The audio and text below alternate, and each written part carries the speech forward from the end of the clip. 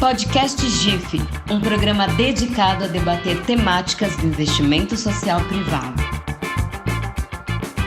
A série especial Grantmaking traz para o debate as oportunidades, os aprendizados e os desafios das práticas de doação promovidas pelos investidores sociais e suas contribuições para o fortalecimento da sociedade civil. Sejam bem-vindas e bem-vindos a mais uma edição da série especial Grantmaking do Podcast GIF, uma iniciativa do Grant Lab, plataforma de compartilhamento de conhecimento sobre Grantmaking, que visa contribuir para um investimento social privado mais doador no Brasil. Nesta segunda temporada, convidamos representantes do setor a refletirem sobre os desafios presentes no dia a dia do relacionamento entre grantmakers e grantees e as oportunidades para o fortalecimento das organizações financiadas e o impacto socioambiental positivo a partir da prática de grantmaking. Eu sou Daniele Próspero e hoje vou conversar com Domingos Armani, consultor em desenvolvimento institucional de organizações da sociedade civil, e Thaís Junqueira, superintendente-geral da Humani, associação civil sem fins lucrativos que administra um fundo patrimonial e se dedica a apoiar, desenvolver e acelerar iniciativas de prevenção de doenças e promoção de saúde. Domingos e Thaís, obrigada por terem aceito o convite para participar deste bate-papo. É um prazer, muito obrigado, Daniele, um prazer. Queria parabenizar o GIF pela iniciativa. Esse é um tema que cresce em importância no Brasil e no mundo, e vai ser um prazer estar nesse diálogo. Muito obrigado. Oi, Daniele, agradeço também ao GIF pelo convite. É um prazer estar aqui com vocês, batendo esse papo.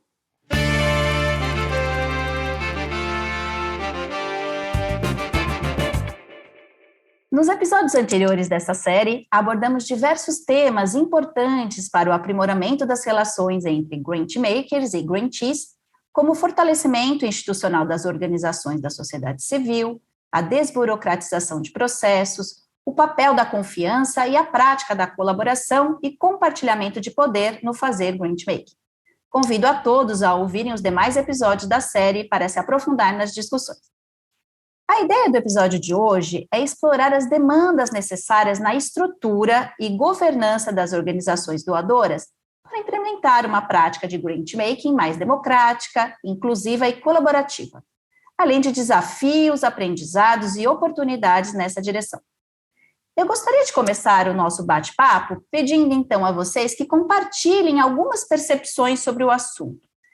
Que aspectos contidos na instância de estrutura e governança das organizações grantmakers, como a cultura organizacional e as demandas das lideranças, por exemplo, merecem atenção quando o objetivo é imprimir uma prática mais horizontal com os grantees? Domingos, posso começar com você? Sim, claro. Eu queria trazer um pouco de contexto aqui, eu acho que é importante para a gente começar. Primeiro, fazendo uma pergunta: por que nós estamos preocupados com a democratização das relações de doação? Ou com uma relação mais participativa, mais horizontal? Por que essa preocupação? Eu acho que essa é uma reflexão que é importante todos fazermos, não é? Claro que isso tem uma história, né? Eu queria, acho que, oferecer duas respostas possíveis. Por que se preocupar com o tema? Acho que a primeira é sobre quem está preocupado com a democratização das relações entre doadores e suas organizações parceiras, provavelmente tem em mente buscar maior efetividade, maior eficiência do apoio, da ajuda oferecida. Provavelmente está preocupado com isso. Bom, para ser mais efetivo hoje, tem que haver mais participação, mais horizontalidade, etc. Agora, a segunda razão é mais profunda, é de natureza ética. Se são recursos, e os recursos do investimento social privado e da filantropia são recursos que visam o bem público, promover o benefício da sociedade, esses recursos, ainda que na origem possam ser privados, muitas vezes, outras vezes são públicos, mas mesmo os que são privados na origem, eles ganham um caráter de bem público com propósito. Então, se eles ganham um caráter de bem público, porque eles visam o bem comum, em função de um propósito de melhorar as relações, os problemas na sociedade, eles requerem uma deliberação pública. Isto é, eles requerem uma participação mais ampla, mais representativa da sociedade, do que a gente chama de forças vivas da sociedade, na deliberação sobre o seu destino. Então, acho que isso é importante refletir. De por que estamos refletindo? Tem todo um histórico na ONU, na OCDE, nas últimas décadas, de discussão sobre mais participação no desenvolvimento, mais efetividade da ajuda ao desenvolvimento, e mais recentemente a gente tem todo um movimento ligado à decolonialidade, descolonizar, o desafio de descolonizar as relações internacionais, mas também nacionais entre doadores e os recebedores de ajuda, né? Mais recentemente ainda, a gente tem um movimento chamado Shift the Power, na Europa, especialmente, mas também nos Estados Unidos e no Canadá, que busca aprofundar a reflexão sobre como promover o deslocamento de poder entre quem doa e quem recebe, questionando os pressupostos da atual estrutura de doação. Por fim, queria assinalar que tem um elemento de contexto que ajuda a entender por que estamos discutindo o tema. É de que há uma percepção crescente no mundo, entre os atores, entre os grandes doadores também, de que os problemas estão todos, os grandes problemas sociais estão todos muito interconectados. Eles são problemas de natureza global que nos conectam a todos. A pandemia escancarou isso para todo mundo, não é? Não tem como se pôr numa bolha protegida. Ou todo mundo se vacina e se protege, ou estamos todos vulneráveis, não é? Com o meio ambiente assim, com as mudanças climáticas também. Então, isso torna mais questionável ainda relações verticais entre quem doa e quem recebe. Porque estamos todos sujeitos dos processos interconectados da humanidade. Thaís, então, aproveitando um pouco o que o Domingos trouxe, como é que esse debate se insere, então, na dinâmica do dia a dia de trabalho da Humane com a prática de grantmaking?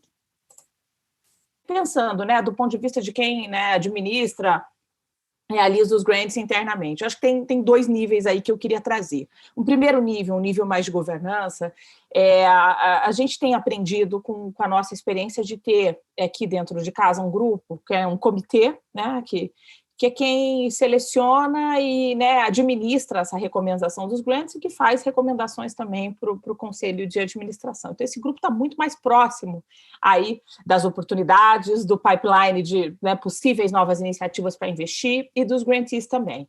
Eu acho que esse é o grupo-chave para construir confiança e trabalhar nesse grupo a capacidade de ouvir, né?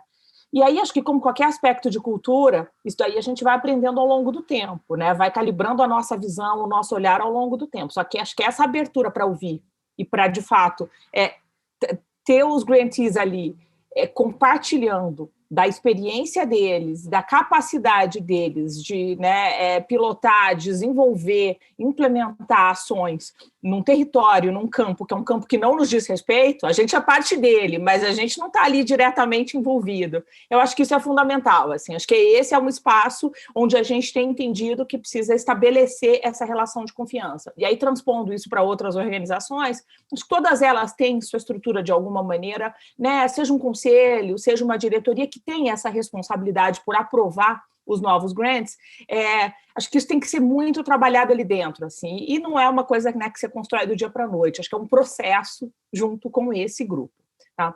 Do ponto de vista de estrutura, né, no dia a dia, a gente tem procurado olhar essa oportunidade de duas formas. Uma primeira forma, que é uma forma mais ligada aos processos em si. Aí a gente está falando de orçamento, de cronograma, de execução físico-financeira dos trabalhos, enfim, e garantir que aquele recurso que está sendo investido, ele está sendo, né, bem utilizado, aquela implementação está acontecendo e, né, acho que aí uma coisa muito mais assim, que de alguma maneira ela tem que seguir um padrão, só que ela não pode ser muito burocrática também, assim. Então, isso daí, encontrar um balanço é muito importante. E até ter um padrão é importante, até para o próprio desenvolvimento, né, desses grantees, dessas organizações, na sua própria gestão das iniciativas. Acho que, muitas vezes, se a gente consegue fazer alguma coisa assertiva, bem orientada, eles próprios acabam tendo mais condições e mais recursos para fazer a sua própria gestão de iniciativa, seu acompanhamento de orçamento, que, assim, que acho que é bom e é importante, né, para todo mundo. À medida que a gente se aperfeiçoa a nossa gestão, acho que, né, os projetos todos têm um ganho. Então, acho que essa é uma visão. E a outra visão, eu acho que é uma visão mais de criação de valor mesmo para os projetos. Se a gente for, né, fazer uma analogia com o mundo de investimentos com fins lucrativos, muitas organizações, né, muitos fundos que investem, por exemplo, em empresas, eles têm uma área que é só para fazer criação de valor, com o objetivo dessas empresas crescerem e se tornarem mais lucrativas. Isso é tão importante, ou mais importante, né, aqui para a gente, dentro do mundo social, porque se a gente consegue, de alguma maneira, influenciar, ajudar, abrir portas, fazer algumas pontes para que essas organizações possam, né, melhor se estruturar, ter acesso a melhores talentos, ter leads e ter aprendizados com outras organizações, acho que a gente ajuda, apoia e dá o incentivo que elas precisam para elas poderem, né, crescer, se desenvolver, incorporar novas práticas.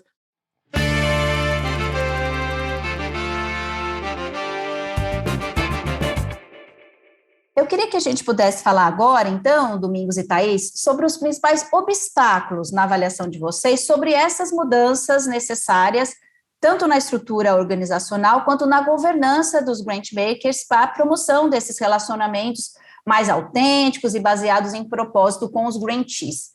Domingos, conta para nós o que você tem percebido aí na prática em relação a esses obstáculos encontrados pelas organizações. Bem, eu acho que a gente tem avanços perceptíveis, Thaís destacou a experiência da Humani, tem outros no Brasil, mas a gente ainda tem mais obstáculos que avanços, porque é uma discussão recente, então isso é óbvio que vai tomar tempo para os doadores enfrentarem no ritmo possível de cada um, não é? Agora, as dificuldades são sobretudo culturais, de cultura institucional e de alguns pressupostos, às vezes não conscientes, não todos conscientes, que acabam organizando a prática das organizações doadoras, né? Por exemplo, tem um medo muito presente de perder o poder, de perder o status do doador, que é o que sabe, o que domina, o que coordena, o que controla. Então, o medo de perder o controle das coisas, de perder esse status de poder, é muito arraigado nas instituições doadoras. Tem toda uma tradição, obviamente, não vamos ter tempo de explorar isso aqui, mas tem toda uma tradição dessa institucionalidade mais ligada ao poder, à classe média, média alta, à branquitude, enfim, a como se construiu as instituições e o Estado brasileiro, as elites, etc.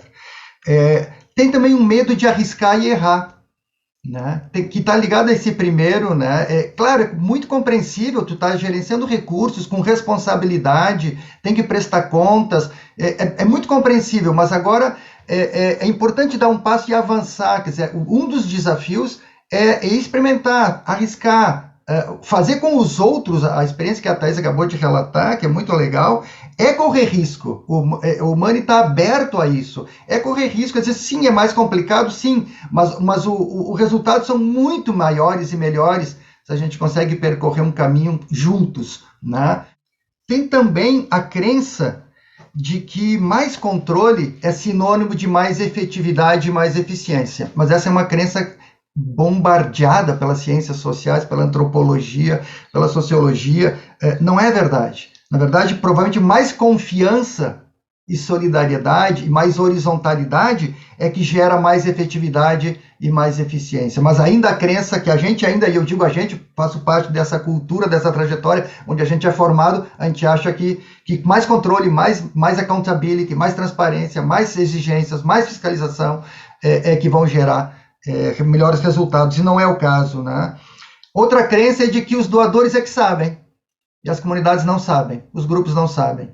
Na verdade, é o contrário. Encaremos a verdade. Quem sabe dos seus problemas são quem sofre os problemas. E essas pessoas têm uma boa noção, normalmente, dos melhores caminhos e soluções. Eles não têm o domínio total da solução, não estou sendo ingênuo aqui, ou idealista nesse sentido, mas a gente tem que acreditar mais no saber popular, no saber das comunidades, das suas organizações, das organizações da sociedade civil, que tem um saber que às vezes não é sistematizado, não é valorizado academicamente, etc. A gente confia demais em nós mesmos, na academia, nos especialistas, eu também sou um especialista, supostamente. A gente acredita muito na gente. A gente tem que se desarmar e reconhecer que o rei está nu, o saber também está em outros lugares, não está conosco, nós não temos o melhor saber, a verdade não está conosco, a verdade não está nos doadores. Se ela estiver em algum lugar, ela está longe dos doadores, está longe dos consultores, ela está nas comunidades, nos grupos que sabem o que vivem e sabem quais são as possibilidades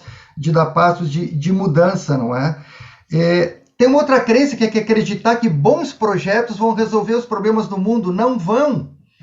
Os grandes problemas da sociedade se resolvem com política pública, orçamento público, com uma sociedade atenta aos problemas e com força e capaz de participar de debates, de criticar a política pública, criticar a empresa, criticar o governo, uma imprensa livre e autônoma.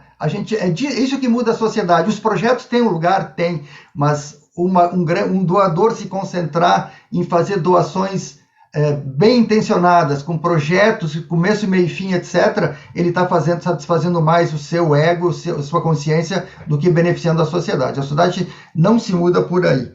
Associado a isso, uma última crença, que é acreditar que as soluções dos problemas são soluções técnicas. Não são. As grandes questões precisam de soluções políticas. Isso é, sim, a técnica faz parte, um bom diagnóstico, um bom planejamento, um bom gerenciamento, isso que eu estou chamando de técnica, não é?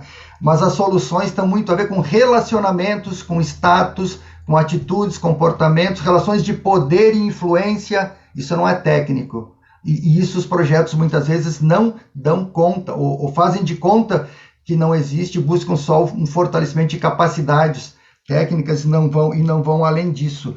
Então eu vejo muito dos obstáculos são dessa natureza, por isso que é um problema difícil e de solução de longo prazo, porque existe uma mudança cultural que nós todos temos que nos comprometer a fazer, que nos envolve a todos. O importante, eu acho, eu tenho visto isso na prática de muitos doadores no Brasil, é se abrindo para fazer a discussão e se abrindo para dar passos nessa direção, que isso é o fundamental nesse momento.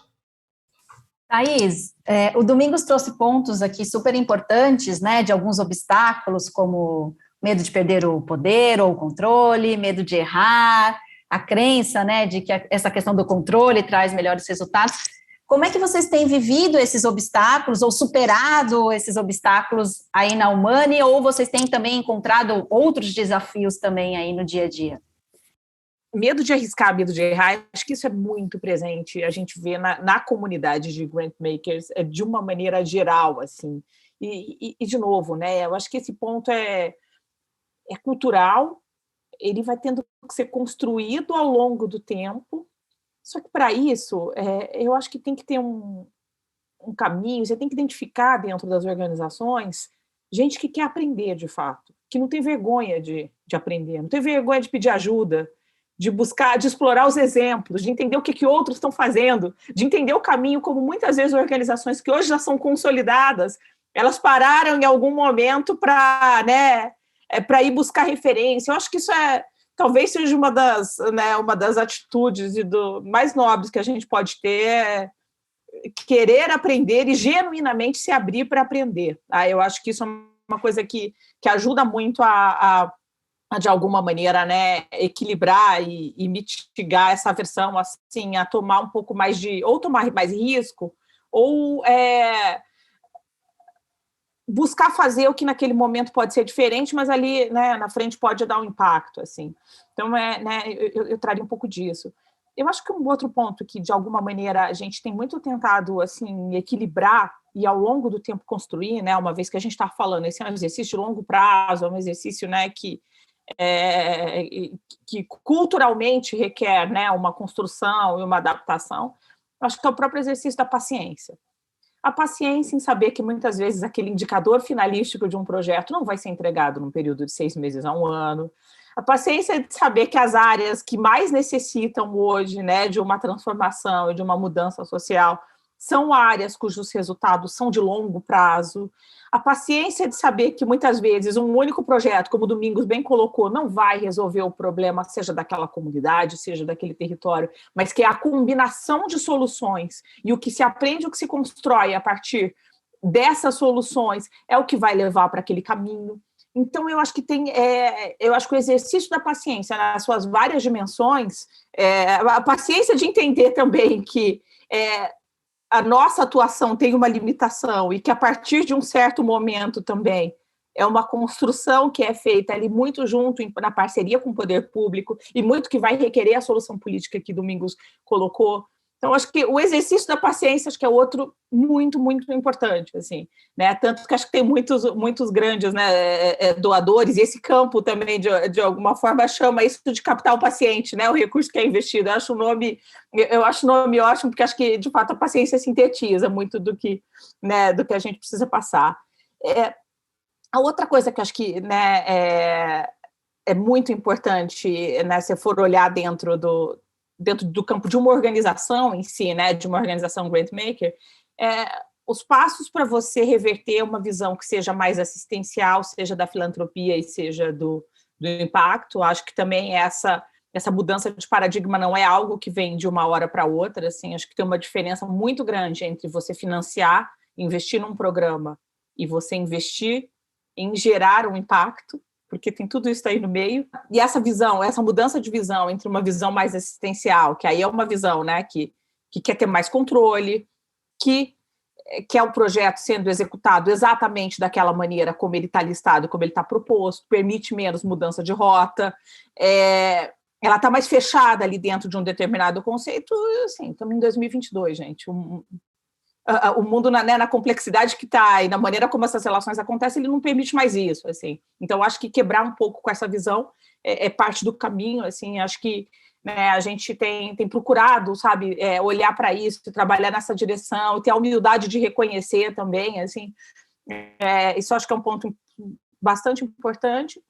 E o outro ponto que eu queria falar muitas vezes as organizações não percorreram internamente os passos para a construção da confiança. A gente falou bastante de confiança na sua colocação anterior, né, Daniele? O Domingos trouxe os exemplos também. Gente, você não constrói a confiança de uma hora para outra, assim. É um negócio que vai vindo ali ao longo do tempo. E se muitas vezes dentro de um determinado grupo, dentro de uma determinada equipe de trabalho é assim, quanto mais quando você começa a ter contato com uma realidade, com um campo, com quem está ali implementando, desenvolvendo projetos que estão num meio muito distinto do seu, assim. Então, isso não acontece de uma hora para outra, assim. Então, acho que considerar esse processo como sendo uma coisa acabada, né, da maneira, do momento que ele entra, que você começa a investir, a coisa não é assim, você tem que estar perto, você tem que estar, né, de novo aberto, isso leva algum tempo, assim, e por isso que eu acho que a gente acredita bastante, né, e a gente vê, o que a gente vê funcionando também leva isso muito em consideração, em investir mais para longo prazo, porque você vai construindo isso ao longo do tempo, e confiança é algo que você tem que percorrer alguns passos para se chegar nela, né.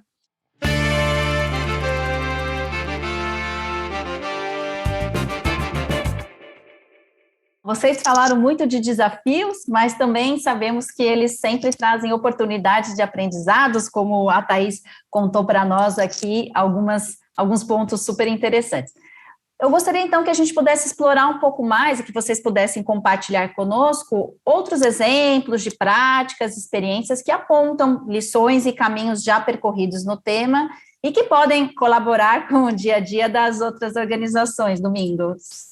A primeira coisa que já está acontecendo e amplia-se cada vez mais, Thaís referiu a isso na Experiência do Humani, é desencadear processos de escuta genuína, autêntica e de diálogo, certo? Quer dizer, significa o quê? Significa que você abre processos de conversa, de escuta e diálogo sem ter um ponto de chegada, sem ter uma conclusão a ser tirada, é aberto, certo? Para compreender-se mutuamente e enriquecer aprendizados, fazer processos conjuntos de reflexão, certo? Então, eu vi uma recomendação do governo holandês, do Ministério das Relações Exteriores, para uma ONG holandesa, onde a ONG holandesa disse assim, nós vamos fazer um processo de capacity building aqui, tinha um projeto e tal, e o governo holandês disse, não é capacity building, vamos fazer um processo de aprendizado conjunto. É isso que nós estamos recomendando, olha a diferença.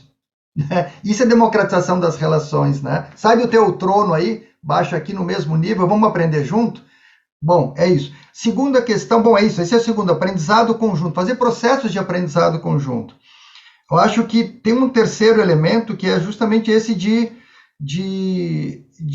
ampliar a representatividade nos seus conselhos, nos seus espaços de governança. Quem é que está lá? Então, essa coisa de ser multiprofissional, eu acho importante, múltiplas experiências. Tem gente que tem experiência de comunidade, de sociedade civil, gente que tem experiência de governo, de gestão pública, gente que vem da iniciativa privada, gente de imprensa, gente da academia, com equilíbrios de gênero, com representatividade do ponto de vista racial, do ponto de vista de representação de grupos LGBTQI+, de regionalidades, certo? De idades, eventualmente, inclusive o grau de experiência. Essa diversidade é muito rica para a criatividade e para criar coisas novas, efetivamente inovadoras, né?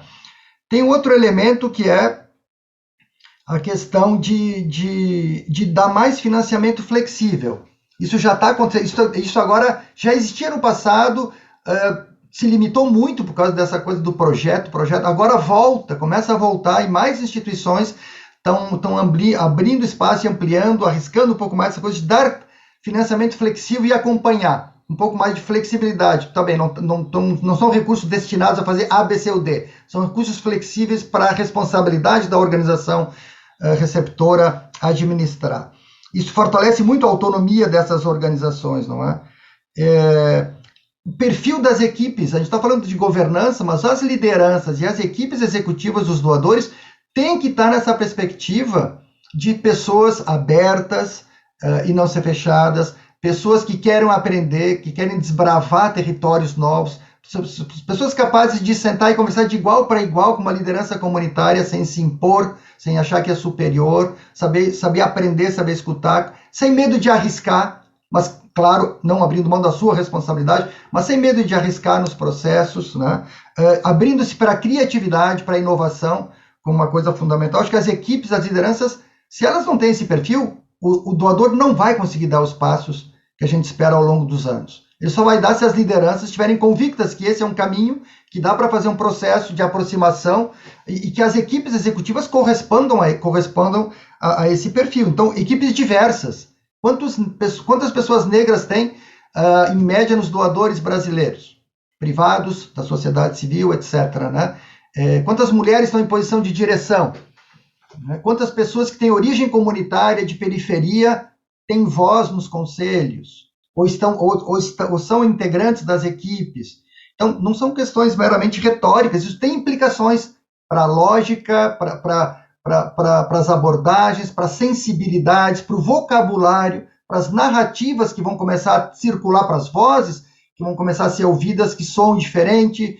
Isso é muito importante. E a questão de criar projetos conjuntos. Eu acho que co-criar projetos conjuntos, também fazer experiências de cocriação de projetos conjuntos, experiências conjuntas, é uma base de aprendizado conjunto poderosa.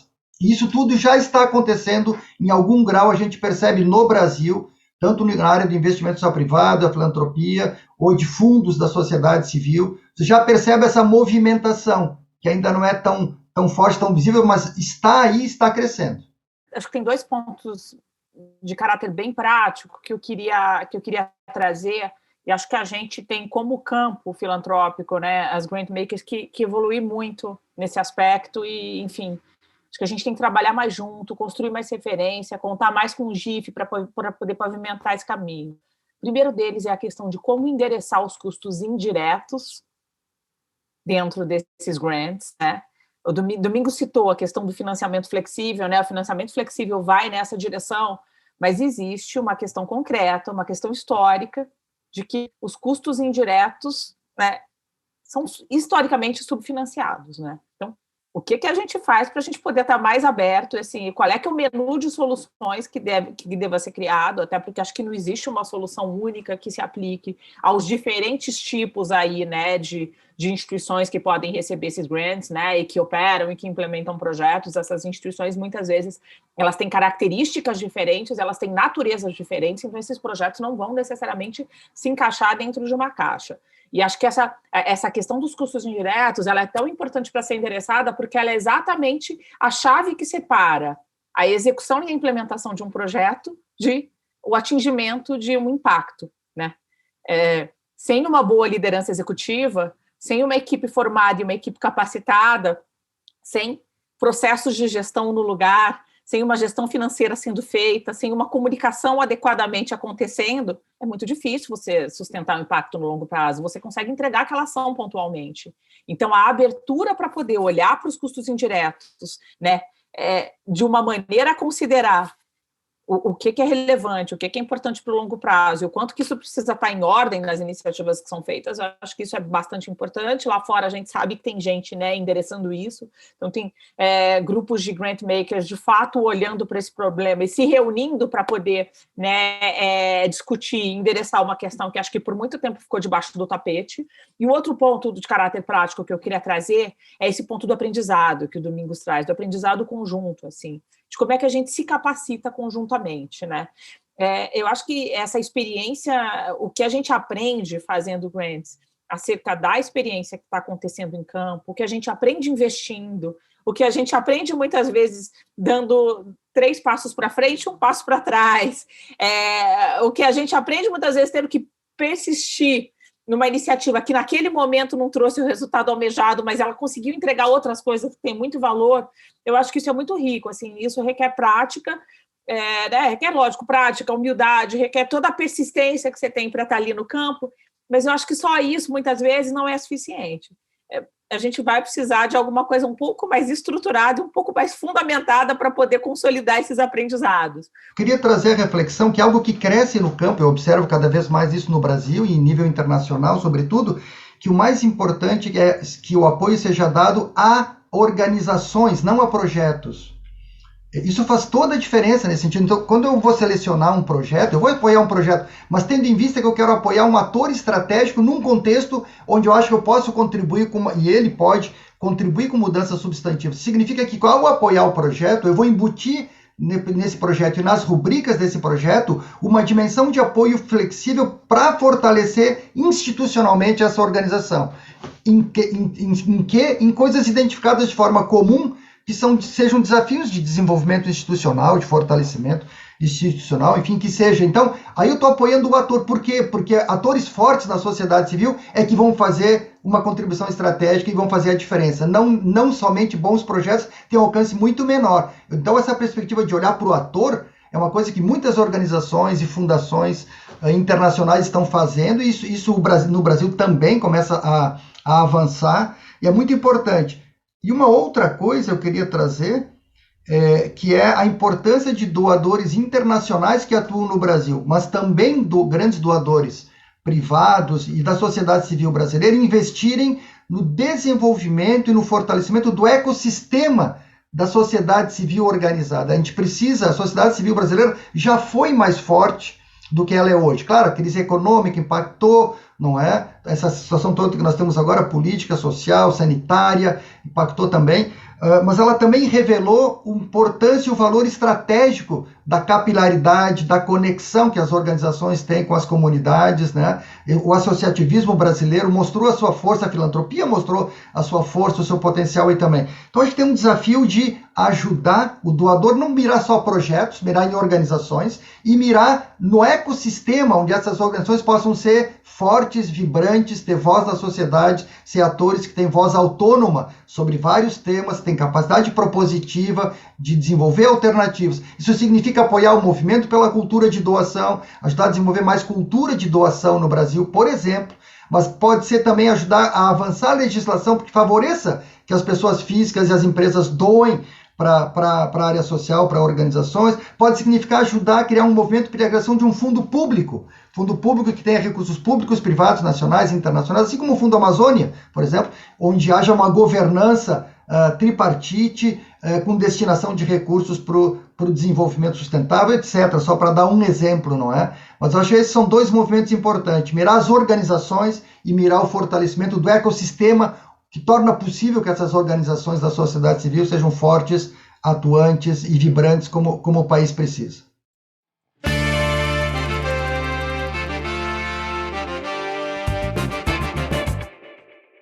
Domingos, Thaís, as contribuições que vocês trouxeram hoje foram excelentes e fundamentais para avançarmos ainda mais esse debate e nas práticas efetivas. Agradeço muito mesmo a participação de vocês hoje aqui conosco no nosso podcast.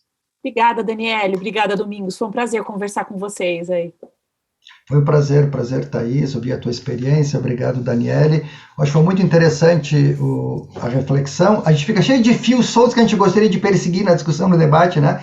Mas teremos outras oportunidades. Foi muito bacana. Muito obrigado pela oportunidade. Obrigado ao GIF pela iniciativa.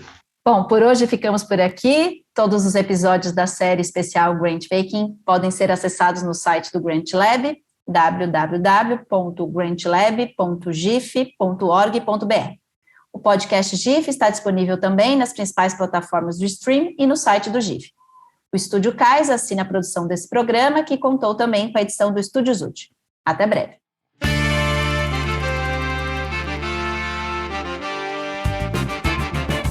Podcast GIF, um programa dedicado a debater temáticas do investimento social privado. A série especial Grant Making traz para o debate as oportunidades, os aprendizados e os desafios das práticas de doação promovidas pelos investidores sociais e suas contribuições para o fortalecimento da sociedade civil.